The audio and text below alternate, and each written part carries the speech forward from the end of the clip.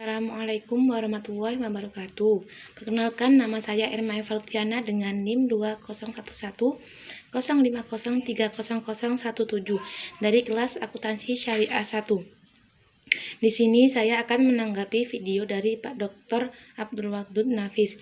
Yang pertama yaitu masa kekhalifahan Muawiyah, bisa disebut juga dengan dinasti Bani Umayyah. Dinasti Bani Umayyah merupakan pemerintahan kaum muslimin yang berkembang setelah masa Khulafaur Rasyidin yang dimulai pada tahun 41 Hijriah atau 661 Masehi.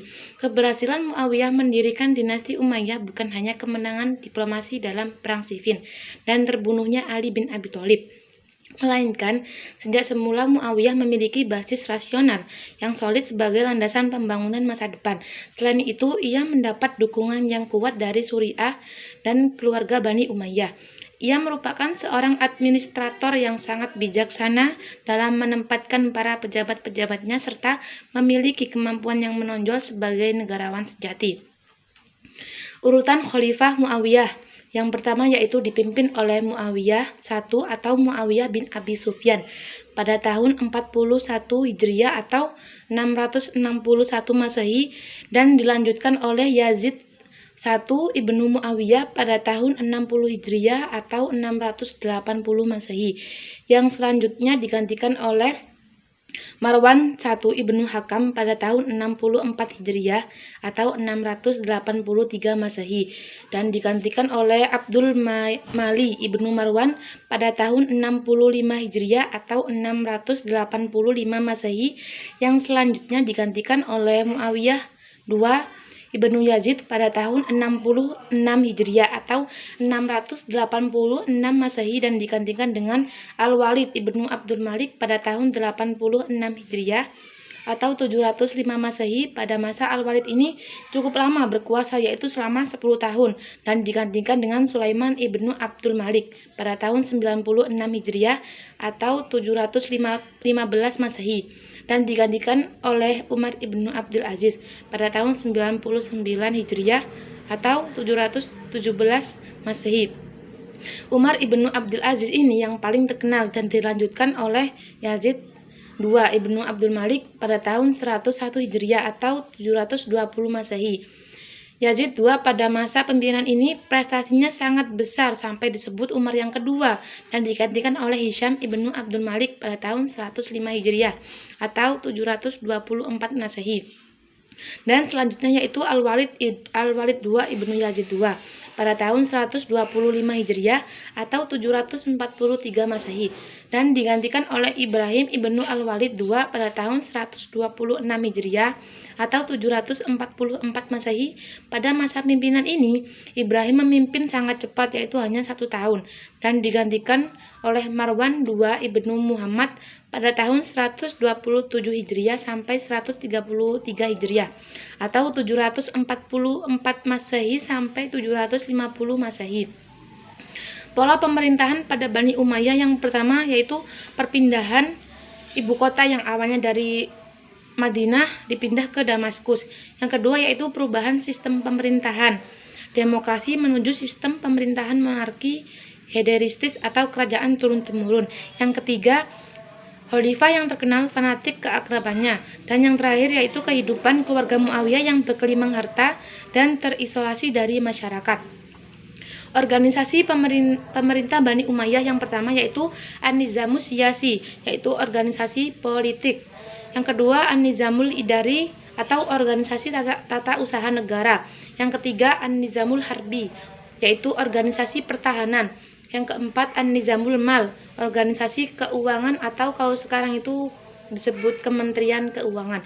Yang kelima An-Nizamul Qadar atau organisasi kehakiman. Selanjutnya yaitu keberhasilan para pemimpin pada masa Bani Umayyah. Yang pertama pada masa pimpinan Abdul Malik, perbaikan di bidang administrasi, pemerintahan, dan pelayanan umum digalakkan. Ia memerintahkan penggunaan bahasa Arab sebagai bahasa resmi di setiap kantor pemerintahan. Sebelum itu, bahasa Yunani digunakan di Suriah, bahasa Persia di Persia, dan bahasa Kipti. Abdul Aziz bin Marwan membuat alat pengukur sungai Nil, membangun jembatan dan memperluas Masjid Jami Amr bin As. Yang ketiga yaitu Hajjaj bin Yusuf melakukan perbaikan sistem irigasi dengan mengalirkan air sungai Tigris dan Eufrat ke seluruh pelosok Irak sehingga kesuburan tanah pertanian terjamin. Ia juga melarang keras perpindahan orang desa ke kota.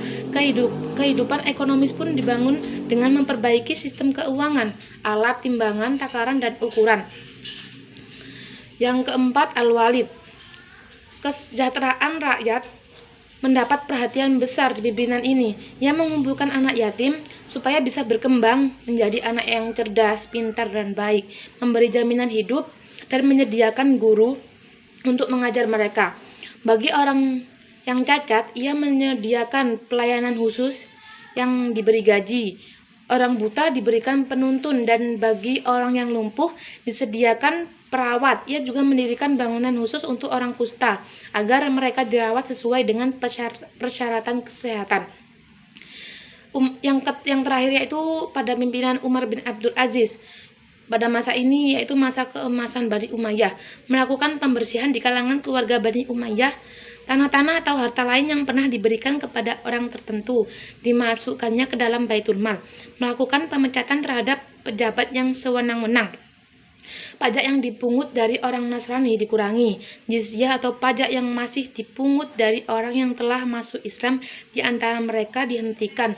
Dengan demikian, mereka berbondong-bondong masuk dalam Islam. Melakukan perbaikan lahan pertanian, penggalian sumur baru, pembangunan jalan, penyediaan tempat penginapan bagi para musafir, memperbanyak masjid, dan sebagainya.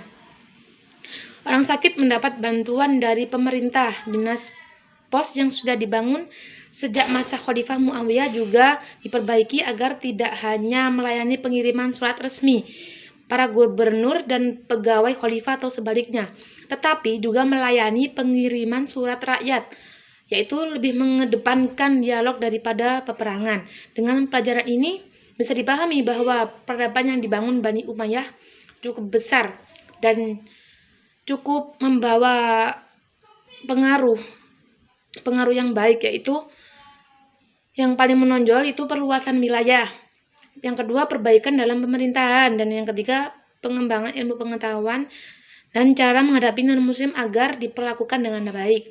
Demikian dari saya, apabila ada salah kata mohon maaf yang sebesar-besarnya. Wabillahi taufiq wal hidayah wal inayah. Wassalamualaikum warahmatullahi wabarakatuh.